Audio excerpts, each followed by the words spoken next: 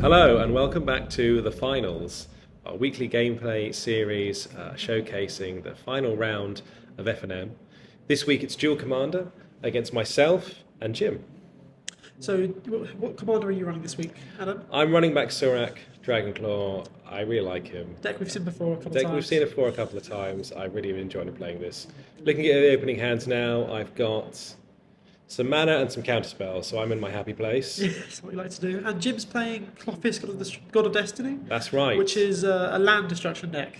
He plays it, yeah, the yes. commander's got nothing to do with land destruction, but he plays a land destruction deck. That's how Jim Anyone likes to play who knows Magic. Jim, regardless of the format, he'll try Yes. and make Monster work. He will try and, yes, kill your lands. So you're- I win the die roll, Yes. lead on land go, again in my happy place. And Jim, I don't think Jim kept a 1-drop, which is... Strange. I feel like that his commanders, his deck's the kind of deck that wants to go 1-drop mana accelerant, One- 2-drop yeah. commander, turn 2 commander. Or any, I think he plays a lot of 3-drops. A lot of the Stone Rain effects, Yeah. land destruction effects are 3 mana. So he Yes. really wants to go, as you say, turn 1 acceleration, turn 2 3 mana spell. to set you back a bit. Yeah, so being on the play and Jim not having a 1-drop makes me quite happy. I go into this match quite nervous. I don't beat Jim very often. Jim's very, very good at Magic. Have you actually played this matchup before? I've played Jim at Duel Commander before, but I think Sure. I was playing Grist. Okay. So I'm not sure if I have played it before. So you're familiar with the deck, but not with this I'm familiar matchup. with the deck, but not this exact matchup, no. So it looks like you fetched for a hedge maze. It's a powerful addition to Magic, which I enjoy, including as many of them in my deck as can. Ah, as you should. That's a problem with playing a monocolor deck, Ryan. Well, I don't get the power of the Surveil lands. Perhaps one day I'll try something that isn't monocolour. Maybe. Let's So- see. So untap. Oh, I forget to surveil, so I decide I probably... Jim reminds me to surveil here. Very kind of him. Keep Yes. it on top. Keep on top because it's a land. I'm playing against a land destruction deck. I want to play lands. All of the Storm Giants. And in Jim, I think it's going to do something similar. How did your night go, Ryan? It was really good fun. I was playing Octavia Living Thesis, which is a new deck, the first time trying it out. It's a mono blue. It's got the ability to do kind of like an aggro-y spam, get my sorceries in the graveyard so I can rush out on Octavia. Yep. Or I can play a longer controlling game. I went 2-2 in the end. My round 3 opponent rudely prevented me from getting to the finals. I wonder who that could have been. I don't know. I mean, the game one against you was scary. You Yeah. really turboed out that commander very, very fast. I wasn't expecting it at all. You caught me on the back foot. I think, game 1 against you was one of the better showings of my deck that night. It's definitely, there's a couple of things I want to change about the deck, but it's definitely a deck I'd like to play again. I thought it was really good fun. I think it enjoyed ranks playing against it. above Kellen and below Light Pools in terms of my enjoyment at the moment. Fair enough. That's good. So game in play now. Jim surveils a land to the graveyard, and that makes me feel like he kept a land-heavy hand, especially Sure. without a 1-drop. So again, kind of happy with where I am. He passes the turn back. I draw a planar Genesis. So this gives me something to do now if I don't have anything to counter next turn, which is nice. I shock in a steam vent and pass, which obviously is a massive signal as to what might be in my hand. I think it's extremely scary when your opponent shocks in a land and then does nothing. passes, Yeah. yeah. So Jim here, 3 mana, could run out his commander. Head in his hands. I mean, he knows I've got something because, again, the shock pass. Yeah. You are signposting it very obviously. Yeah. I've got multiple 3 mana. I've got Tidebinder and the Invert Polarity Oh, in wow, hand. okay. So I need 3 mana this turn. So he plays a card which Ryan will remember the name of, Ice Storm, which The is a new reprint. Secret Lair version, yes. Which is eventually Stone Rain. 3 mana, destroy target land. And here I play Invert Polarity. And I'm excited. So you said to me before we started filming, Invert Polarity is 50% of the time unplayable, 50% of the time absolutely broken. Yeah, unplayable. A card you'd never put in your deck. Yeah, sure. 50% of the time it's cancelled, which you would never put in your deck. Yes. And right now it is completely insane. busted. Yes. Yeah, it's to steal your spell. And this, I mean, I feel pretty good about this. Jim has destroyed so many of my lands over the years. To be able to get to do it to him does feel like a little bit of justice. Nice. Okay, wow. So I draw a miscalc for the turn. Clear pathway. play a land and go. Is it a pathway? It's a River Glide pathway, Yes, correct. yeah. Oh, I remember the card There you name. go. Oops. Sure. So I'm sitting on 2 counter spells this turn. Okay. I've got Miscalc and Lose Focus. And Jim's on 2 mana. I don't need to hold up 2 counter spells. Sure. So while the Spreading Seas doesn't do anything, there's no reason for me to hold up 4 mana and pass the turn. So I just want to cycle it away and draw a card. For the ETB effect. Yeah, yes. I don't expect to mana screw Jim here or anything like that. It's just literally a case of be efficient with my mana. I get what you mean. So he runs out his commander, Yeah, and you're deciding which counterspell to use, I imagine. basically, yeah. So if it's a choice between Miscalc and Loose Focus, Yeah. Loose Focus has more relevance in the later game. Sure. So it's kind of whether I want to use the Miscalc now or keep it and cycle it away. Both of them have their pros and cons to play now, so I do spend a little bit of time thinking about it. And I think we are just generally talking Magic at this point as well.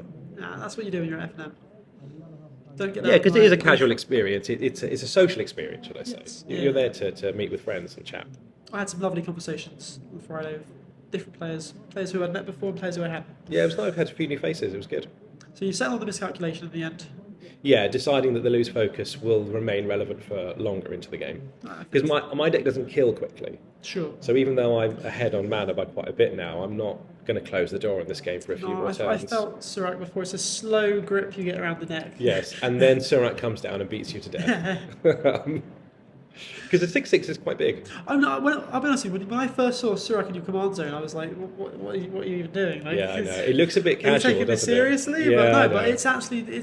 it's your finisher, really. Kind of, yeah. it's- And I had expected more people to play blue decks, so the fact that I have an uncounterable instant Uncounterable, speed, yep. it works well with counter spells. If I don't play a counter spell, I can just flash it in. You don't have to commit anything, really. Exactly, You can wait. exactly. I think it's better than it looks. So Jim here is playing the Bone Crusher Giant with no Yeah. stomp value. There's no point stomping me here, really. I'm at 17 life. It's just adding 2 mana onto the cost of your 4/3. You might Yeah. as well just play it. I think Jim is correct to play this here. And have you let it resolve, sorry, or is it still on the stack? I'm thinking about You're it. thinking So about then it. I decide to fetch. Yep. And I'm thinking about what I'm going to fetch. So obviously I have to fetch a mountain here. But then while I'm looking through my deck and thinking about what I'm going to do, I'm looking at what mana I have. And Yeah. I'm browsing through my deck and I think, do you know what? I should just get an island. An island is way better in my deck than a mountain. Ah. So, it's where your brain goes when you're thinking about things. Accidents happen. So I start off with the best of intentions, and then Jim quite Ah, rightly there we go. points out the naughty that I've done here. So I tried- didn't catch yeah. myself doing it this time. This time I did just make a straight up mistake. When you played against Light Paws, you caught yourself out, but... But when I played against you, I caught it myself. But See, this is here why I stick to didn't. monocolour. When I crack my fetch lands, I know what I'm It getting. is easier, yeah. Sometimes you just got a lot to think about. So we get the mountain, Yep. which is the correct and legal play. And we'll see what happens. Have you ever activated the Hall of the Storm Giants in a game? It's interesting. I was thinking about floating that as a question to the group. How good are manlands in this format? Because I'm running Hall in my Octavia deck, and I've not played it very frequently, but I've not activated it. I keep drawing it when I need to have an untapped land. I mean, it's fine because it comes into play on tap turn 1 and 2. It is Yep. it is a fairly low opportunity cost to run it, and it's Sure. very powerful when you activate it. Yes, Great for yeah, killing yeah. planeswalkers, great for finishing off your opponent. By the way, I did just decide, instead of countering anything, just to flash in Surrak. Sure. He's bigger than Bone Crusher Giant. I can start getting in for some damage. Yeah. But the manland question is interesting. I think I do want to cut the Goblin one that I run, the red one. Den of the Bugbear. I don't know. I kind of See- with you. I think that maybe Like- something like a... I could see You'd- Den of the Bugbear not being very good in Surrak, but a deck like Keller absolutely loves them. Yeah, I don't think I've got the right deck for it. I think it's they're very deck dependent. I think I might be better off something like Tectonic Edge, really. Whereas Octavia, I feel like I need to start running more manlands Yeah, that makes sense. because I can turn my Mutavault into an 8/8 with Octavia's Magecraft ability. Right, that's clever. That's good. Yeah, Octavia makes you feel very clever when you play it. So you're playing a Genesising now. Jim passed the turn without playing a land, Yeah. having attacked me with his Bone Crusher Giant. So now I just fire off the Planar Genesis. It's a nice little cantripping spell. You can ramp with it, you can find something that you need. But you're just ahead on lands. You've got a bigger creature on the board, so you're running the race. I'm kind of chill at this point. I'm sitting on counter magic. Yeah. There's not really anything to worry about. unfortunately. Not with having set Jim back a land and then him missing land drops. Yeah. And the spreading seas is just insult to injury. Indeed. So I got a land off the Planar Genesis then, Yeah. by the look of it. Play a tapped Botanical Sanctum. For Kaladesh, yeah. Yeah, pass the turn again, get attacked for 4 again, putting me down to 6. And then Jim scoops it up because Jim's at 4 and I have 6/6. Yeah. That was brutal. Okay. So we're heading into game 2 now. Adam won game 1, so Jim, I assume, is taking the play. Jim would be silly not to take the play here. Yeah, Jim's definitely on the play. So, do you remember how good your opening was? I think my opening has mental misstep, and as we discussed a couple of times in game 1, I expect Jim to play a mana dork or some kind of acceleration on turn 1. So I'm happy keeping a couple of lands and mental misstep and a few other spells. The hand's functional, basically. Okay. So Jim's just getting up to show us his hand. Land. Laelia Skoos, Questing Beast, and a split card I wasn't quite. Land. Laelia Skoos. Okay, I don't know. It doesn't feel that that's good enough. So Jim talks about this a bit afterwards. So I've got your hand here. Okay. Yeah. Jim just felt it was a bit anemic, for want of a better word. Okay. It wasn't putting pressure on. It wasn't. Jim is capable of doing scary things like playing turn 3 Minsk and Boo on the play, and turn 2 land destruction. Turn 2 Scavenging Ooze when I'm not really a deck that cares about my graveyard. Which, I know what you mean. I think he felt it wasn't good enough. And I can kind of see why. Remember, he's lost game 1, so he needs to win this game to stay in the match. So I think he wants... can't be keeping average hands. I don't, and we've talked about this a lot in Constructed. You want to be doing the thing. Yeah. You like my Grist deck. You don't want to just have this anemic mid-rangey draw. You want to be doing the explosive, powerful thing that your deck can do. So I think mulliganing once is fine to find a better hand. But yeah, that hand looked functional. Yeah, it didn't. Yeah, it didn't look terribly bad.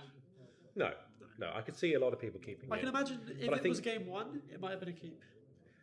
I agree, and I think what I was going to say is I think Jim is a very disciplined Magic player, so I think he can look at that hand and be critically assess it, say this isn't good enough. Whereas a lot of people might just say, look, this is fine, it's functional, I'll keep it. I'm a lot of people. So have I. You know what? You know my thoughts on mulligans. This hand looks better. I think I saw a Utopia Sprawl. Yes. Utopia Sprawl, Minsk and Boo. Den of the Bug. Oh, just No Den of the green. Bugbear. Okay. Nothing to put the Utopia Sprawl on, so not keepable. Yeah. On the play, absolutely not keepable. So that's the second mulligan, go to 5. Yeah, correct. That's a shame. It Glasses does. off. The glass Surprise. is off. Yeah. Well, now you see, you can't help yourself. You start thinking, "Well, my opponent's gone to 5." Yes. Yeah, I kind of feel it. You got to remember that you haven't won already. No, of course not. And we've seen people win on camera on multi-5s. I've lost to people who multi-5, It's really embarrassing when it happens, but it happens. That's probably what I'm saying to Jim right now. It's going to be embarrassing when I lose. Yeah. But yeah, you do feel a little bit more confident now.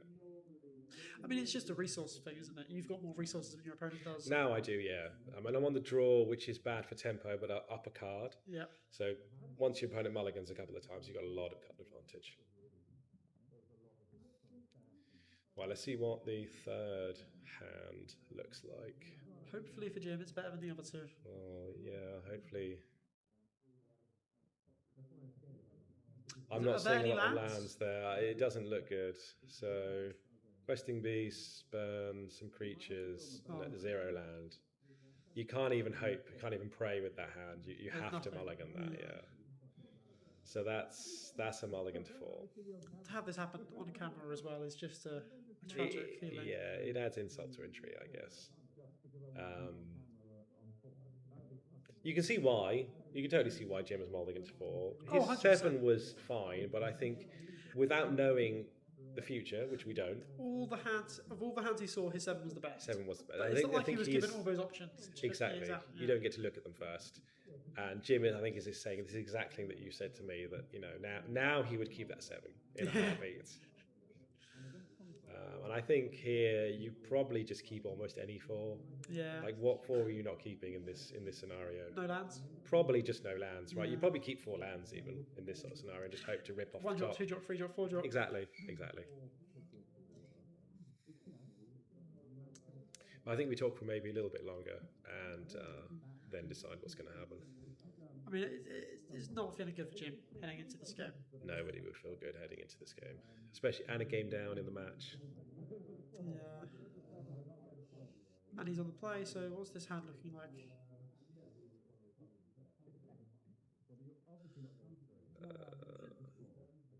Pretty sure there's land in there. Goes for slide. Prismatic Warlock. Vista. Is it a land? Land and Gilded Land and Goose. Goose. That's a good turn Untapped one. land and goose, so good. Good turn one. And I think he shows us what he's going to keep and what he's going to put back. Okay. Is it I can't imagine he keeps the Charmor because I don't think that's... Charmor only cares about lands that can produce colourless mana, so I don't think I have any of those. I'd imagine Vista Goose going to crush a giant because the giant's like 2 spells. Yeah. Gives him a turn 2 play and a turn 3 play So potentially. he might keep the Ghostfire Slice as well, potentially. Sure. And Morlock's quite good.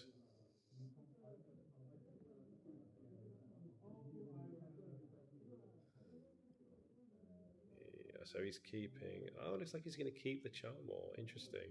What is Charmor, sorry? It's Obsidian Charmor. I can't remember the exact text on it, but it's kind of like a Tron hate piece that was printed Destroys into one of them. costs less for non-basic lands. Yeah, yes. but I think it cares about lands that could produce colourless as opposed to Okay. non-basic. But I might be wrong on that, and I'm sure once you put the graphic on the video, we'll Everyone be at able to home will see. understand. Yeah.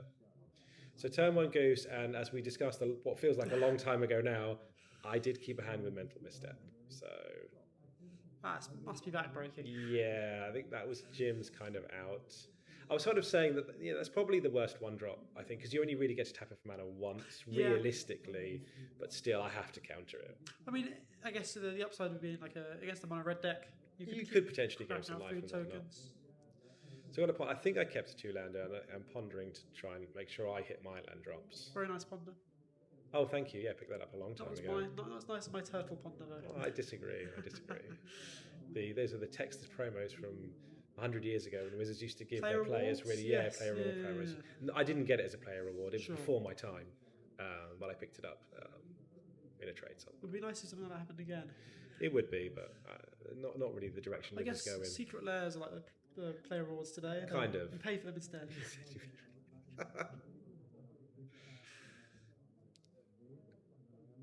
So you're still resolving the ponder, I think. Still resolving the ponder. Yeah, I'm deciding what to put back because I think I've got surveil lands to try and. So whether I put 2 cards back Yes, and then yes. surveil the third one. So I'm going to always draw the one that I've left on top. So this Friday was my first time playing with a Ledger Shredder. And Ledger Shredder... Oh, was it really? It was such a good card. But playing it with cards like Brainstorm and having to make sure you put cards in the correct order for Yes. drawing and discarding, it's a very thinky card. I love it. And you've got to keep an eye on your opponent as well because they're easy to miss the trigger of when your opponent plays 2 spells Yes. and you get to trigger your Ledger Shredder. Yeah, and a lot of my playtesting with Jude was Ledger Shredder mirror matches. Yeah.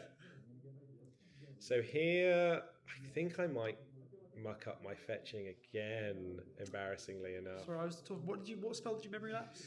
Jim played a Green Sun Zenith for 0, Sure. presumably going to get Dryad Dryad Arbor. Arbor, yep.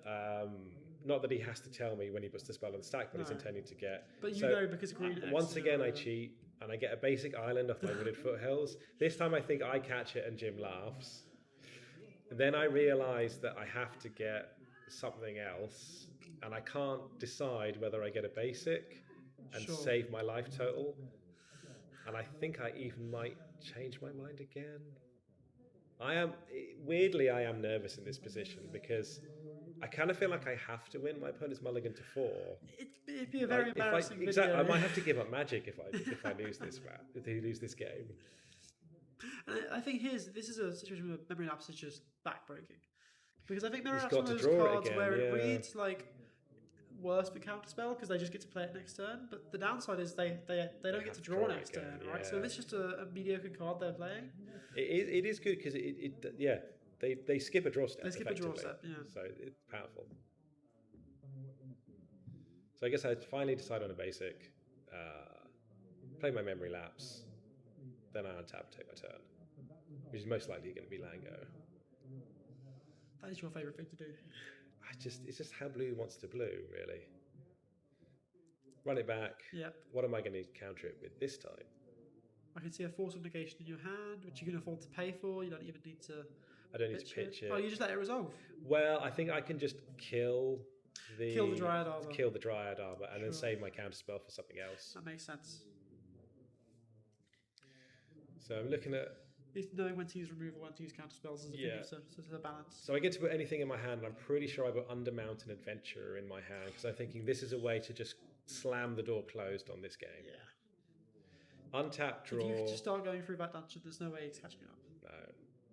So I stomp the Dryad Arbor. Pass the turn.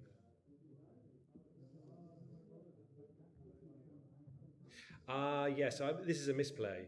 I didn't have a fourth land. Oh, so you should have chosen the Undermount. I just snapped off the Undermountain Adventurer thinking exactly what I just said, that I can slam the door closed on this game, and then realised I didn't even have a fourth land to play it. So I think that's I'm rushing here. I'm not really thinking through my lines properly. It's a mindset that I have sometimes. When I feel like I have an advantage, I always try and someone push it too much. Yeah. I should win this game, and then you try and take lines and you realise you don't have as much advantage as you thought you did, or you miss stuff because you're just desperate to get it over with. Yes, yeah. Fortunately for myself, I just ripped the untapped land off the top. And I know that tapping out here lets Jim resolve something, but with the initiative in play, I don't think it matters that much. Yeah. It guarantees my fifth land drop. I'm going to untap and be in full control of the game. As long as what he doesn't play here isn't crazy. Yes. I think I'm in a very good spot. You need to have a hasty creature and a removal spell to get the initiative over you. Exactly, and he's going into the turn with double green. Yeah. So Jim does draw a land off the top and gets to play his commander, but the commander isn't a creature until his devotion is 7. So which is a ways off yet. He can hurt me. He can exile spells from my graveyard and deal me 2 damage, and he can use it to make mana, which is what he's most likely going to do with it. But I get to untap all my mana and my cards in hand.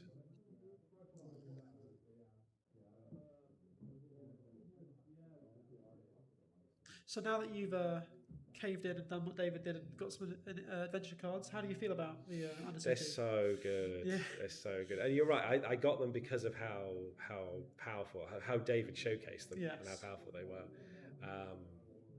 They really do just close the door on a game that you're in control of. And I think that it is good to have cards that are good when you're ahead. Yeah. Because being ahead doesn't necessarily mean you're going to win. No, of course You want to turn that being ahead into a full-on win. And that's exactly what the initiative does. So, as a lot of talk around FNM about banning the initiative, not banning the initiative. Where do you sit on that? Oh, I didn't know there had been talk about it. Well, not in the wider community, but locally, people have been saying that it's too good. Should it be banned? I'd happily see it banned. Yeah. There'd be no love lost from my point of view. Okay. I think it is a little bit too powerful. So here I take the aggressive route. Often when I have used the initiative, I've gone down the sort of right-hand side, the scry, make a treasure, make a creature. But here it's going to be put 2 counters on my creature that can attack, and then deal 5 damage. Yeah. So we're going to close this game down fairly quickly now, because also my vigilant creature can tap for 2 mana. Yes. So I have 7 mana. And if you complete the dungeon, it taps for like 6 mana? If the game is still going, if the game is still going after you've completed a dungeon, something's gone wrong, I think. But what this means is that I've got a 2 mana counter and my commander as available to me this turn. I feel like this is probably quite a good card for Jim here. This is a good catch-up card. It gives him a 2-for-1 potentially if it resolves. Yeah, and one for a reason. Even if the spell doesn't resolve, the cascade still happens. Correct, yeah. So what I do is Jim will play it and say cascade, and I'll say, cascade resolve your cascade trigger. I don't have a stifle to stop it. And what spell did he hit? He only hits a Unholy Heat and doesn't have Delirium. So it's just 2 damage. So with Delirium, this would have been strong. Yes. But he it's just 2 damage to my creature. So unfortunately, it is just really a 1-for-1. Your creature has 6 toughness? Now it does. So it's 4 damage. 5. Sorry, it's 5 toughness. You'll find out when you do the edit. Yeah. But I've got the counter in hand. I was trying to figure out if the toughness meant that Blood Raid Elf would deal lethal damage to it, but it doesn't matter. Oh, it might have done, but you had 2 mana anyway. So because I've got the 7 mana, I'm able to flash Surrak in at the end turn, then deal 5 damage from the adventure, and then finish off Jim. Brutal game. Yeah, not a very interesting gameplay-wise game 2, but I thought it was interesting to talk about the Mulligan decisions at least. I think it's worth saying as well that even though David's 7 looked a bit better in retrospect, I still think he made the best decision. Oh no, I Being down the agree. game, I agree. It wasn't the kind of hand that was explosive enough to win in the game. Yeah. So I think it's very, very easy to go in hindset mode and be like, Exactly. oh, I should have kept the 7, but no. But you only have the information that you have access to make those decisions. Amazing. Well, thank you all for watching the finals. We've got a draft next week, Foundations again. Correct. Something to look forward to, and then Duel Commander again in 2 weeks. So, have a good day, guys. See you next week. Thank you.